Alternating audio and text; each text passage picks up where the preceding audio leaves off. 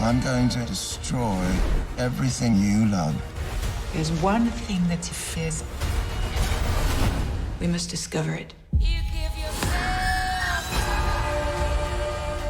All you have to do is invite me in.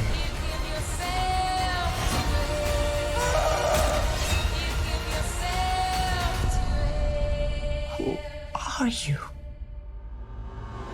Count Dracula.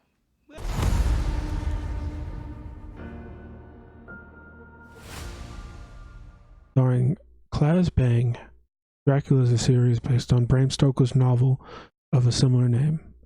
Developed by Mark Gatiss and Stephen Moffat, Dracula is a 3-part series released on BBC and Netflix. As 2020 begins and the lows of January ratings happens, we get a new series. And while it's a short series as Netflix series goes, it feels more complete. I will try to keep this review spoiler-free except for the obvious. The Dracula storyline has been told so often and we've gotten so many iterations, it's almost sickening.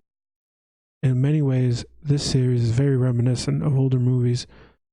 The computer effects are a bit corny at times, the acting is bombastic yet fun, the practical effects are actually pretty great. The series is pretty episodic with a strong storyline thread linking all 3 episodes.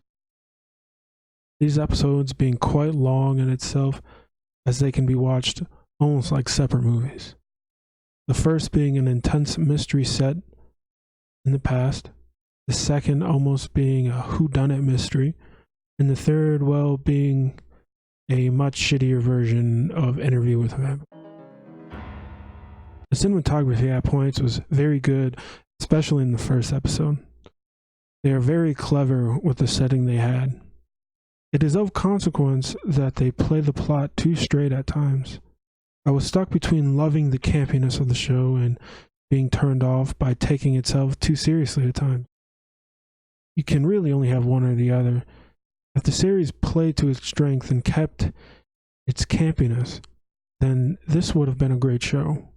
But instead it tried to play it too safe, making it even more relevant in the third act.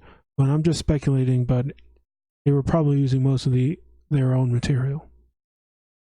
There were some significant plot holes that get created during the latter that gets too hard to watch. In terms of budget, it goes way up, but the quality goes way down. It gives a weight to the saying, restriction breeds creativity. But I don't want to crap on the series too much because I did have fun watching it for the most part. I didn't binge watch the series from beginning to end, but I also didn't forget it or dread watching it either. If I were to rate this show, it'd receive a 6.5, maybe a 7 at maximum.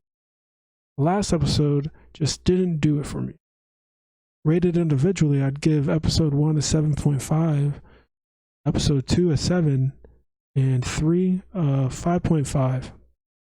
If you're looking for a show to break up whatever you're seeing now or a decent show, you can also still text your friends, etc.